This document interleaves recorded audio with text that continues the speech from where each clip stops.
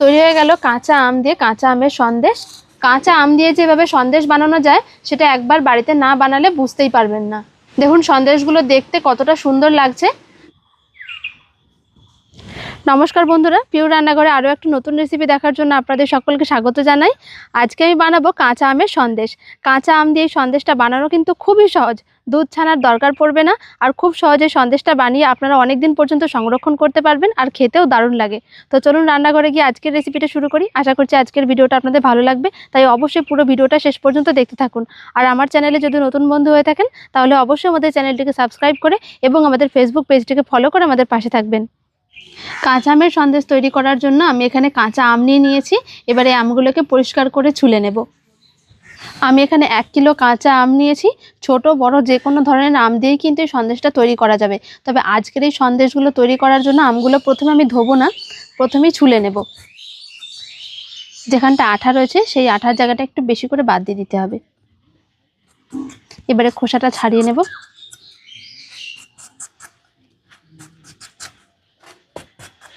একদম পরিষ্কার করে খোসাটা ছুলে নিতে হবে। দেখুন আমের গায়ের যে সবুজ সবুজ অংশগুলো রয়ে গেছে এগুলোকেও কিন্তু ফেলে দিতে হবে। আমের গাটা একদম পরিষ্কার করে ছুলে নিয়েছি। আমের গায়ের যে সবুজ অংশগুলো সেগুলো দেখুন আর নেই। আর আমগুলোকে এরকমভাবে ছাড়িয়ে নেওয়ার পর জলে দিয়ে দিতে হবে।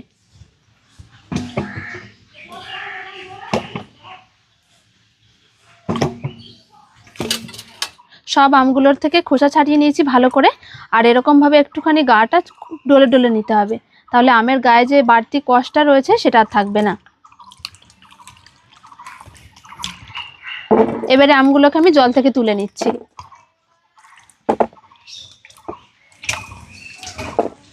ছুলে রাখা আমগুলোকে এবার গ্রেটার দিয়ে গ্রেট করে নেব। আর যদি এরকম গ্রেটার না থাকে চাইলে কিন্তু আপনারা বটি দিয়ে একদম ঝিরিঝিরি করে কেটে নিতে পারেন। গ্রেটারের এই যে মোটা অংশটা রয়েছে এই কাঁটাটা দিয়ে আমি কেটে নেব।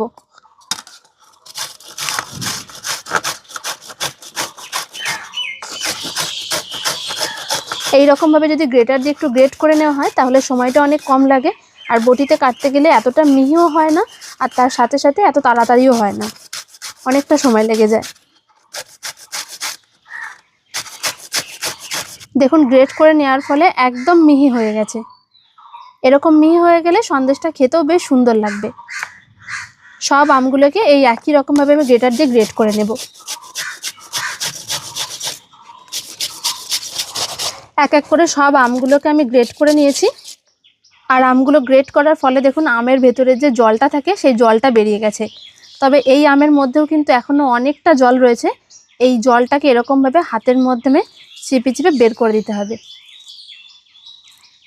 তাহলে আমের মধ্যে যে টক ভাবটা রয়েছে সেটা যেমন কেটে যাবে, তেমনি বাড়তি জলটা বের হয়ে গেলে সন্দেশটা তৈরি করতে অনেকটা কম সময় লাগবে।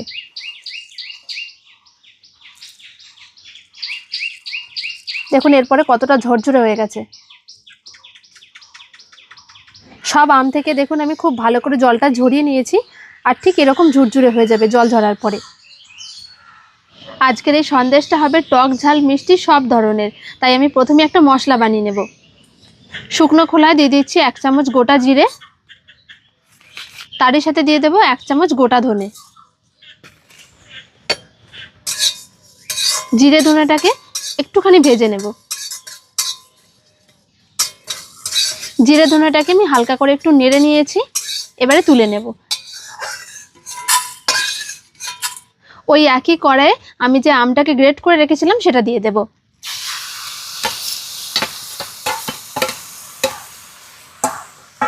এবারে এর মধ্যে দিয়ে দিচ্ছি চিনি।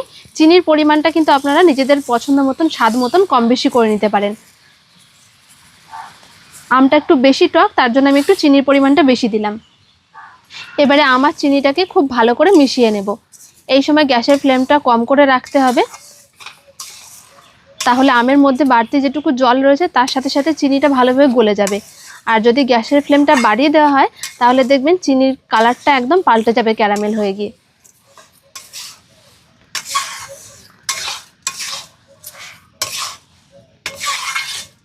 খুব সামান্য পরিমাণে একটু লবণ দিয়ে দিচ্ছি, তারই সাথে কালারের জন্য দিয়ে দিচ্ছি 1 চামচ কাশ্মীরি লঙ্কার গুঁড়ো।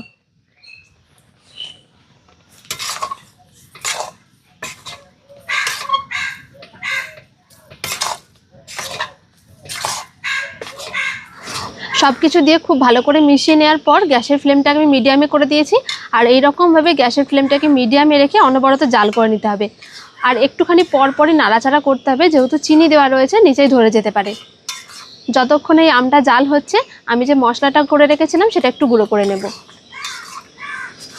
জিরে ধনেটাকে আমি হামানদিস্তার মধ্যে নিয়ে নিয়েছি। চাইলে শিলপাটা কিংবা মিক্সিং জারেতেও গুঁড়ো করে নিতে পারেন, একদম মিহি গুঁড়ো করব না।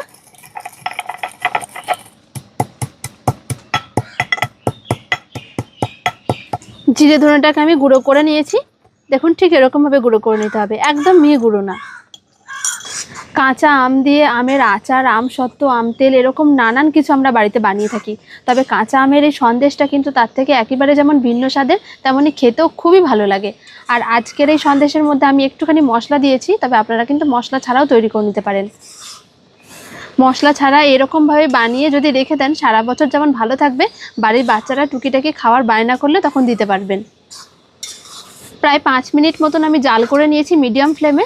দেখুন আগের থেকে চিনি যে জলটা বেরিয়েছিল সেটা অনেকটা টেনে গিয়ে শুকনো হয়ে গেছে। এই সময় আমি দিয়ে দিচ্ছি একটুখানি কুচি করে রাখা শুকনো লঙ্কা। পছন্দ না হলে কিন্তু আপনারা নাও দিতে পারেন। আর তারই সাথে যে ভাজা মশলাটা আমি গুঁড়ো করেছিলাম সেটা দিয়ে দেব। মশলাটা দিয়ে খুব ভালো করে মিশিয়ে নিতে হবে। দেখুন আস্তে আস্তে বেশ টাইট হয়ে আসছে। এই সময় কিন্তু অনবরত নাড়াচাড়া করতে হবে। যত শুকিয়ে আসবে তত তাড়াতাড়ি নাড়তে হবে। আমটার মধ্যে দেখুন প্রায় খানিকটা শুকনো শুকনো ভাব এসে গেছে। এই সময় আমি এর মধ্যে দিয়ে দিচ্ছি এরকম একটা চামচের 4 চামচ কর্নফ্লাওয়ার।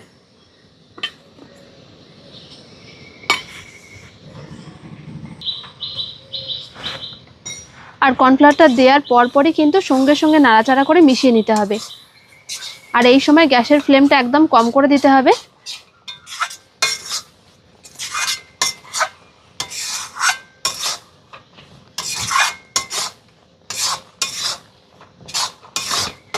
খুব ভালো করে মিশিয়ে নিয়েছি। আবারও আস্তে আস্তে এইভাবে নাড়াচাড়া করে জাল করে নেব। সন্দেশটা প্রায় মোটামুটি হয়ে এসছে। আর এরকম একটা স্টিলের থালাতে আজকে আমি সন্দেশটা বসাবো। আপনারা চাইলে যে কোনো রকম পাত্রে কিন্তু বসিয়ে নিতে পারেন।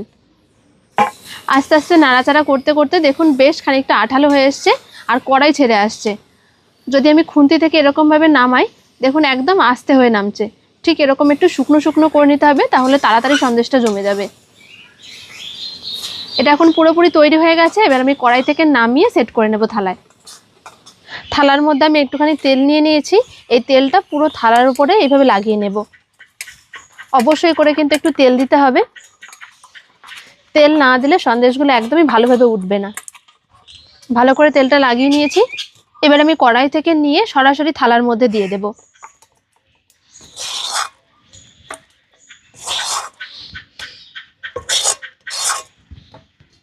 পুরো আমটা আমি নিয়ে নিয়েছি।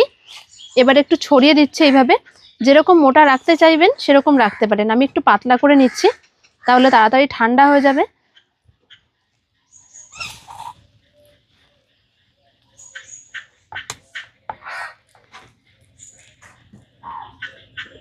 আমটাকে আমি পুরোপুরি এরকমভাবে থালার উপরে চাড়িয়ে দিয়েছি। আর এইভাবেই রেখে দেবো যতক্ষণ না পর্যন্ত ঠান্ডা হচ্ছে। আমের সন্দেশটা এভাবেই থালাতে রেখে খুব ভালো করে ঠান্ডা করে নিয়েছি। আর ঠান্ডা করার জন্য কিন্তু ফ্রিজে রাখার দরকার নেই। মোটামুটি 10 থেকে 15 মিনিট এভাবে থালাতে ছড়িয়ে রাখলেই খুব সুন্দরভাবে দেখবেন ঠান্ডা হয়ে যাবে। সন্দেশটা কাটার জন্য আমি একটা চাকু নিয়েছি। তবে চাকুটা দিয়ে কাটার আগে একটুখানি চাকুর গায়ে তেল লাগিয়ে নিতে হবে। খুব ভালো করে তেল লাগিয়ে নিয়েছি। আর দেখুন সন্দেশটা কতটা সুন্দরভাবে জমে গেছে, একটুও হাতে লেগে যাচ্ছে না। এবারে পিস করে নেব।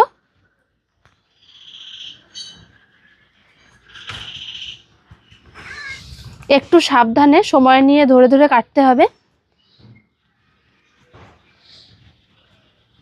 আমের সন্দেশগুলোকে তুলে হাতের মধ্যে এভাবে নিয়ে একটুখানি এভাবে সমান করে নিতে হবে। সন্দেশগুলো এরকমভাবে সমান করে করে নিয়ে আমি থালার মধ্যে রেখে দেব। এই রকমভাবে সব সন্দেশগুলোকে শেপ দিয়ে নেব। আর হাতে একটুখানি তেল লাগিয়ে নিলে কিন্তু আর কোনোভাবেই আটকে যাবে না। দেখুন সন্দেশগুলো দেখতে কতটা সুন্দর লাগছে। কাঁচা আম দিয়ে যেভাবে সন্দেশ বানানো যায় সেটা একবার বাড়িতে না বানালে বুঝতেই পারবেন না। তৈরি হয়ে গেল কাঁচা আম দিয়ে কাঁচা আমের সন্দেশ। দেখুন দেখতে কতটা সুন্দর লাগছে সন্দেশগুলো শেপ দেওয়ার পর, আর কত সুন্দর কালার এসেছে। কাঁচা আম দিয়ে বানানো এই টক ঝাল মিষ্টি স্বাদের কাঁচা আমের সন্দেশের রেসিপিটা আপনারা দেখলেন।